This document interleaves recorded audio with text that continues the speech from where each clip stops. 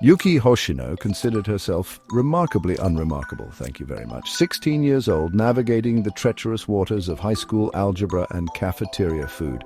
Pretty standard stuff, right? Well, mostly. There was this one tiny, well, not so tiny detail, a birthmark. It coiled around her left wrist like a miniature silver nebula, intricate and strange. Most days it was just a cool, silvery pattern against her skin, something to idly trace during boring lectures. But sometimes it decided to throw a little party. A glowing party, to be exact. This wasn't some random, everyday occurrence. It had a specific trigger. Old things, particularly very old clocks. It wasn't like she haunted antique shops for fun, though her grandfather's dusty collection certainly provided ample opportunity for her wrist to light up. The older the clock, the more intense the glow. A faint shimmer for a vintage wristwatch, but a full-blown pulsating radiance for a creaky grandfather clock that had seen centuries tick by. Yuki didn't understand it, not one bit. She'd tried researching glowing birthmarks, reacting to antiques online. Unsurprisingly, Google just offered her ads for glow-in-the-dark stickers and doctors specializing in rare skin conditions. Neither felt quite right. It was her secret, a perplexing puzzle piece in her otherwise ordinary life. She'd never told anyone, not even her best friend. How do you even start that conversation? Hey, so my wrist is basically a disco ball for ancient timepieces? Yeah, no. The glow itself was mesmerizing, a soft, ethereal light that seemed to hum with a silent energy. It didn't burn, didn't itch, it just shone. Sometimes, if she concentrated hard enough when it was glowing, she'd feel a strange pull, a faint tugging sensation, as if the old clocks were whispering secrets only her mark could hear. Secrets about the endless river of moments they had witnessed. It was a bit unsettling, this silent communication, this strange affinity for the passage of time. She often wondered if it meant something, or if she was just destined to be the girl who could find the oldest thing in a room by simply waving her arm around. Her grandfather, a man whose workshop smelled perpetually of wood polish and mystery, had always been fascinated by time. His house was a museum of horological wonders, from tiny, delicate pocket watches to towering, sonorous, long-case clocks. He'd never mentioned her mark, though. Maybe he hadn't noticed, or maybe, just maybe, he knew more than he let on. Yuki often found herself staring at the intricate gears and swinging pendulums, her glowing wrist a silent beacon in the dim light of his study. The feeling that her life was about to take a sharp turn from ordinary to anything but was growing stronger with every tick and every tock. And it all seemed to hinge on that strange, beautiful and utterly baffling glow on her wrist. One rainy Saturday, the kind where the sky looked like a giant soggy blanket, Yuki found herself drawn to her late grandfather's attic. He'd passed away a few months prior, leaving behind a legacy of untold stories and, of course, clocks. The attic was usually off-limits, a dusty sanctuary of forgotten treasures and cobwebs old enough to vote, but today, a peculiar urge, stronger than her usual aversion to spiders, pulled her up the creaking stairs. Her wristmark throbbed with a gentle, insistent light, a breadcrumb trail leading her deeper into the shadowed space. It was almost as if it knew something important was hidden up there, waiting. Amidst draped furniture and boxes overflowing with yellowed photographs stood a clock unlike any she had ever seen. It wasn't just old, it felt ancient, crafted from a dark, swirling wood she didn't recognize, its face adorned with symbols instead of numbers. These symbols seemed to shift and shimmer in the dim attic light. As Yuki approached, her birthmark blazed, casting an intense silver glow that illuminated the strange clock face. The air around it crackled with a palpable energy, like the moment before a lightning strike. Dust motes danced in the sudden brilliance, and the scent of ozone, sharp and clean, filled her nostrils. This was no ordinary timepiece. This was something else entirely. Hesitantly, Yuki reached out. Her fingers, trembling slightly, brushed against the cool, smooth surface of the clock's central panel. The moment she touched it, the symbols on its face flared with blinding light. The gentle hum she sometimes felt from her mark escalated into a deafening roar, a symphony of ticks and tocks that seemed to echo from the dawn of time itself. The attic, the rain, the entire world outside faded away. The clock face began to spin, faster and faster, the symbols blurring into a vortex of swirling colors. A powerful force, like an invisible current, grabbed hold of Yuki, pulling her off her feet and towards the shimmering portal. There was no time to scream, no time to think. 1 second she was a 16-year-old girl in a dusty attic. The next she was tumbling through a kaleidoscope of light and sound. It felt like being sucked through a cosmic straw, with stars and nebulae whizzing past her eyes. The sensation wasn't entirely unpleasant, more like the wildest roller coaster ride imaginable, if roller coasters also made you feel like your atoms were being rearranged. Then, as suddenly as it began, the chaotic journey ended. Yuki landed, not exactly gracefully, on something soft and mossy. The roaring in her ears subsided, replaced by the gentle chirping of unseen creatures and the whisper of a strange, scented breeze. She had a feeling she wasn't in Kansas anymore, or Tokyo for that matter. Yuki blinked, her eyes struggling to adjust. Gone was the dusty attic, replaced by a world bathed in a perpetual twilight glow. Giant luminous flowers pulsed with soft light, casting dancing shadows on trees with silver bark and leaves that shimmered with all the colors of an oil slick.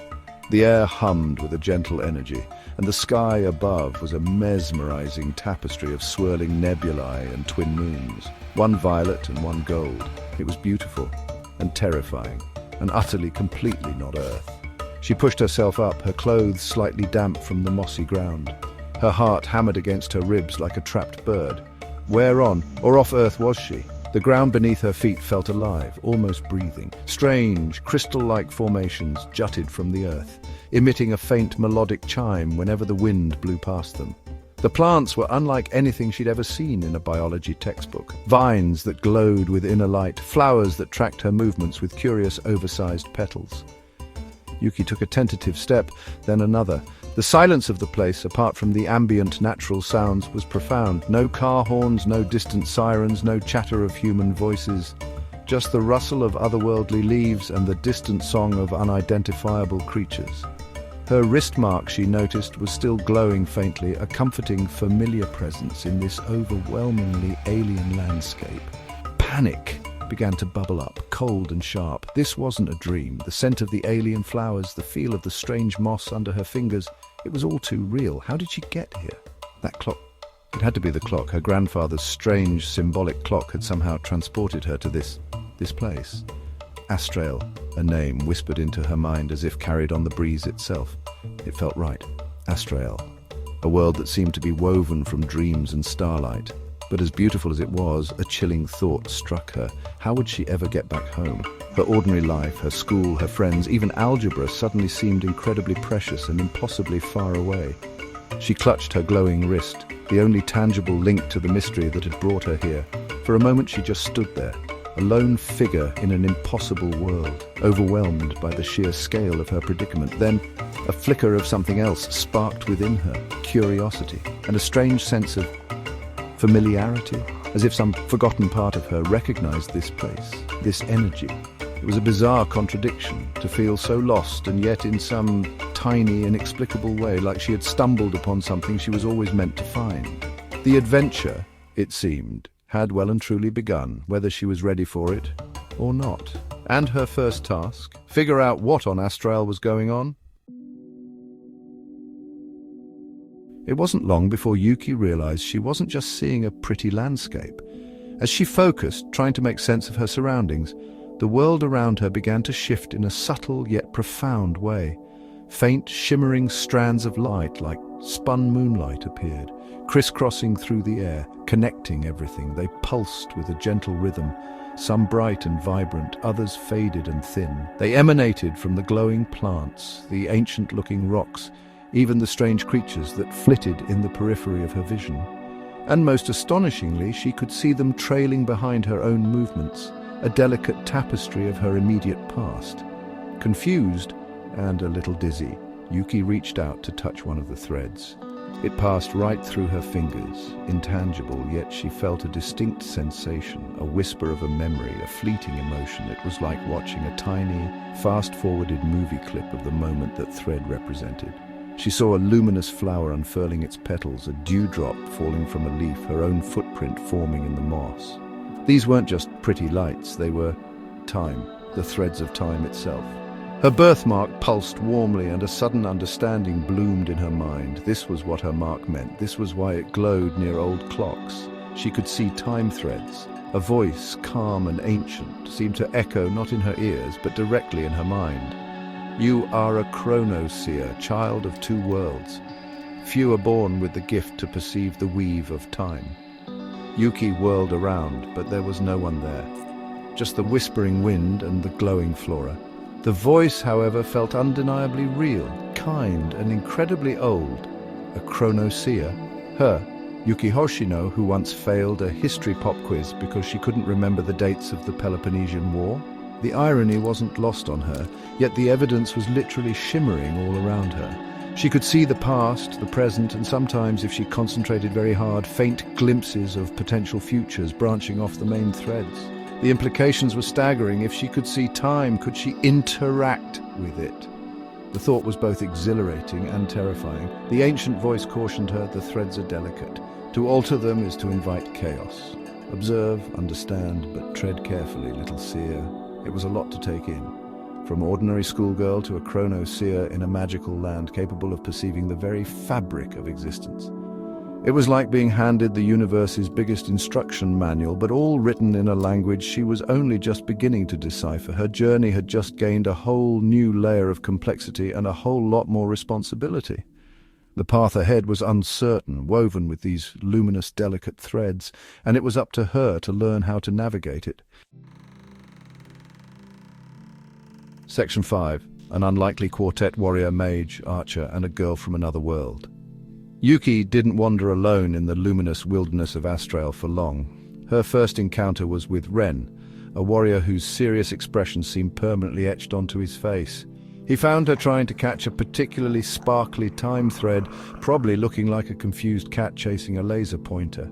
Ren was tall, with armor that looked like polished obsidian and a sword that hummed with a faint energy.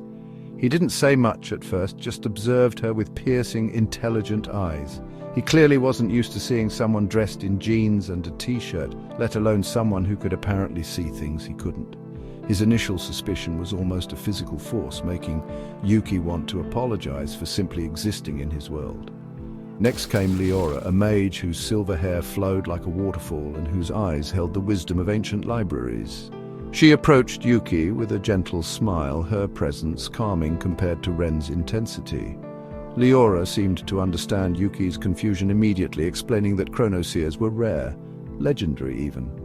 She carried a staff topped with a glowing crystal, and when she spoke, small motes of light danced around her. Leora was the one who truly began to explain the nature of Astrael, its connection to the flow of time, and the dangers that lurked within its beauty. She treated Yuki not as an intruder, but as someone important, someone whose arrival might have been foretold. This was a relief, as Yuki was starting to feel like a cosmic mistake. The final member of their soon-to-be-formed group bounded into their lives with the subtlety of a startled deer, which is to say, not much. Kale was an archer, nimble and quick-witted, with a mischievous grin that rarely left his face. His arrows were fletched with feathers that shimmered like captured moonlight, and he moved through the forests of Astrael with an effortless grace. Kale was the one who broke the ice, teasing Ren for his stoicism and peppering Yuki with 1,000 questions about her world. "Do you really travel in metal boxes on wheels?" he'd asked, eyes wide with fascination. His light-heartedness was a welcome contrast to the heavy atmosphere of mystery and impending doom. Together they were an unlikely team. Ren, the silent guardian, Leora, the wise counsel, Kale, the cheerful spirit, and Yuki, the bewildered girl from Earth who could see time itself. They were different in almost every way, yet a bond began to form between them, forged in the shared weirdness of their situation. Ren's protectiveness, Leora's guidance, and Kale's friendship started to make Astrael feel a little less alien, a little less scary. Yuki realized that even in a world woven from time threads and magic, friendship was a powerful force. She wasn't alone anymore. And that made all the difference as the true challenges of Astrael began to reveal themselves. These three individuals, each with their unique skills and personalities, would become her anchors in the turbulent currents of time. Section 6. Shadows on the Loom, the time-stealing shadelings. The beauty of Astrael, Yuki soon learned, held a creeping darkness. Leora had warned her of dangers, and it wasn't long before they materialized. They were called Shadlings, grotesque creatures that looked like animated shadows, their forms flickering and unstable. They had no distinct features, only grasping claws and eyes that burned with a cold, hungry light. Their very presence felt wrong, like a discordant note in Astrael's harmonious symphony. When they appeared, the vibrant time threads around them were dull and fray, some even snapping like overstretched rubber bands. It was a horrifying sight for Yuki, like watching pieces of reality unravel before her eyes. These Shadlings, as Leora explained, were orphans of time. Beings or moments that had been lost, forgotten, or violently torn from the true timeline. Now they roamed Astrael, consumed by a desperate hunger to reclaim a place in existence, to anchor themselves by devouring the time threads of other moments, other lives. They were drawn to strong temporal energies, and unfortunately Yuki, as a Chrono seer, practically glowed like a beacon to them. Her ability to see the threads also made her uniquely vulnerable, as she could perceive the damage they inflicted on a visceral level. The first time she saw a Shadling sever a bright, happy memory thread, she felt a pang of loss so sharp it almost brought her to her knees. Their first proper battle against a pack of Shadlings was chaotic and terrifying. Ren moved like a whirlwind of dark steel, his enchanted sword cleaving through the shadowy forms, which dissolved with a chilling hiss. Leora chanted spells, her staff emitting blasts of pure light that seemed to momentarily solidify the Shadlings, making them easier for Ren to target. Kale, perched on a high branch, loosed arrow after arrow, each one trailing silver light and finding its mark with uncanny accuracy. Yuki initially felt useless. What could she do? Throw her history textbook at them?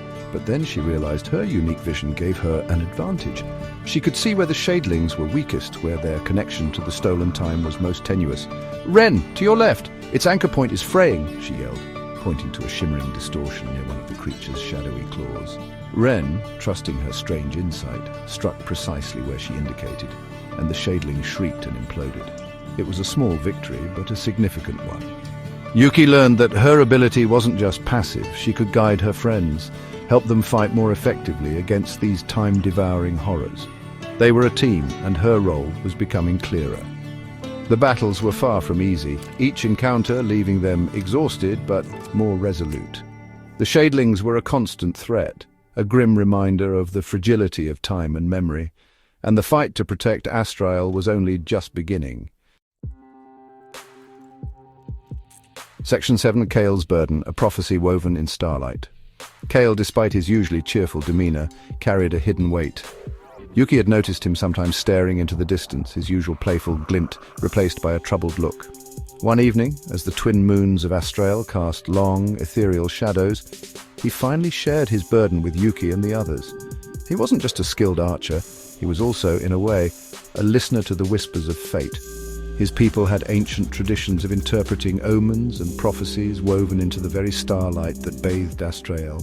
And recently, the stars had whispered something new, something deeply unsettling, something that involved Yuki. He spoke hesitantly, his voice losing its usual lightness. "There's a prophecy," he began, tracing patterns in the glowing moss with his finger. An old one, barely remembered. "It speaks of a child of two worlds, a Chrono seer who will appear when Astrael faces its greatest peril. This seer will hold the power to mend the torn threads of time or sever them completely." He looked directly at Yuki, his eyes filled with a mixture of hope and fear. "Yuki, the elders believe that seer is you. The prophecy says you will face a choice, a terrible choice that will determine the fate of not just Astrael, but your own world as well." A heavy silence fell upon the group.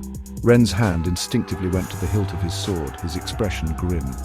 Leora nodded slowly, her gaze thoughtful. "We have suspected something of this magnitude," she said softly.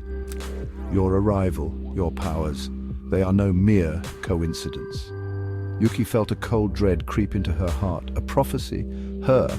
Making a choice that could save or doom two entire worlds? It was too much. She was just Yuki Hoshino, the girl who got lost on the way to the bathroom in her own school sometimes. How could she possibly bear such a responsibility?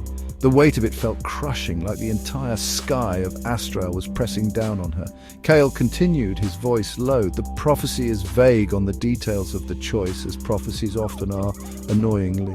But it speaks of a great sacrifice, a chrono vow that must be made. It says the seer might have to give up what they hold most dear to restore balance." Yuki's mind raced. What did she hold most dear? Her memories, her home, her very identity. The implications were terrifying. The adventure had taken a decidedly dark turn. It was no longer just about fighting shadowy monsters. It was about an unavoidable destiny, a choice that could unravel everything she knew and loved.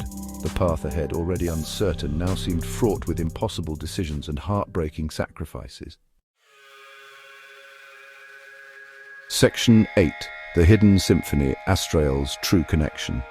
As Yuki delved deeper into her abilities and the mysteries of Astrael, guided by Leora's wisdom and her own growing intuition, she began to uncover a profound truth. Astrael wasn't just some random magical dimension her grandfather's clock had spat her into. Its connection to her own world, to Earth, was far more intricate and vital than she could have ever imagined. Leora explained that Astrael was, in essence, the subconscious of Earth, the realm where forgotten memories, lost moments, and faded dreams resided. Every time a memory faded on Earth, its essence didn't just disappear.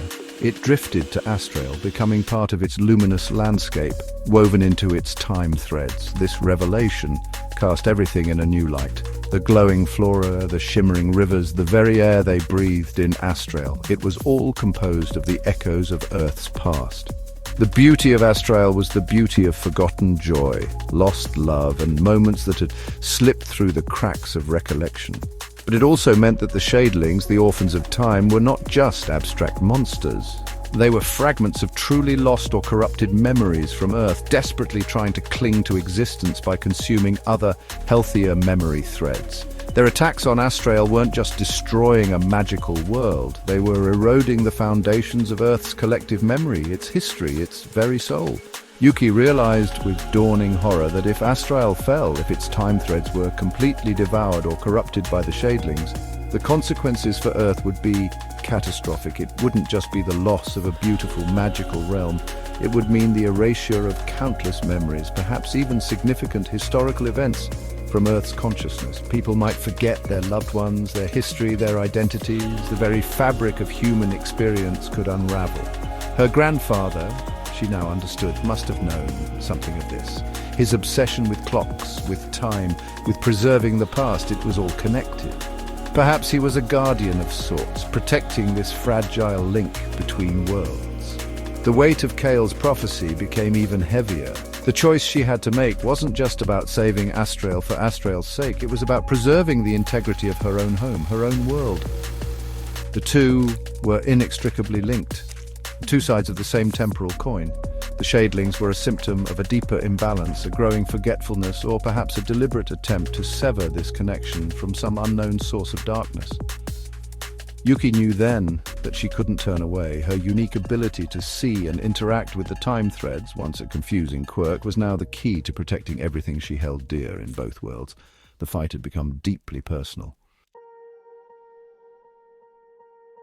Section 9. The Chrono Vow. One heart, two worlds, an unforgettable choice. The source of the Shadelings and the growing temporal decay was revealed to be a powerful, ancient entity known as the Oblivion Heart. It was a being of pure anti-memory, seeking to plunge both Astrael and Earth into a void of nothingness, where all history, all experience would cease to exist.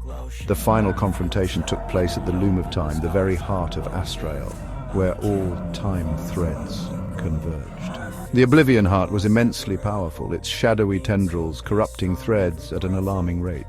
Ren, Leora, and Kale fought with desperate courage, their skills pushed to their absolute limits, protecting Yuki as she tried to understand how to counter such overwhelming despair.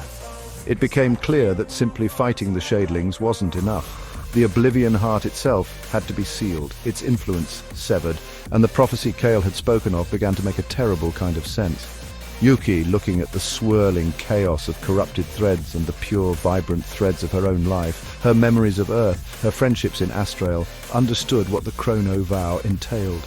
To mend the catastrophic damage and seal the Oblivion Heart, she needed to weave a new, immensely powerful thread, one imbued with her own essence, her own connection to both worlds. The sacrifice required was a part of herself, her own precious memories. With tears streaming down her face, but a resolute heart, Yuki made her choice. She would give up her personal memories of her life on Earth, her childhood, her school days, the faces of her friends and family back home, to fuel the mending. These memories, so vibrant and full of love, would become the stitches that repaired the torn fabric of time, reinforcing Astral and protecting Earth from the encroaching void. It was an agonizing decision. To save everything, she had to forget a part of what made her Yuki.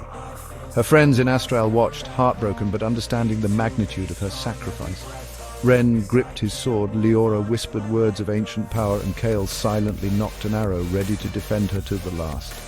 In a blinding flash of light, Yuki poured her memories, her love, her very identity as Yuki Hoshino of Earth into the loom. The Oblivion Heart shrieked as the pure, selfless energy of her sacrifice overwhelmed it, sealing it away into a pocket of forgotten time. Astral began to heal, with corrupted threads mending, the colors returning. When the light faded, Yuki stood changed. The silver mark on her wrist still glowed, but fainter now. She remembered Astral, she remembered Ren, Leora and Kale. But her life before the attic clock, it was a blur, a collection of feelings without faces, knowledge without context. She had saved both worlds, but a part of her was lost to the threads. Her journey had ended, yet in many ways a new one. As the protector of Astral, the girl who made the Chrono vow was just beginning, her identity forever woven into the tapestry of time itself.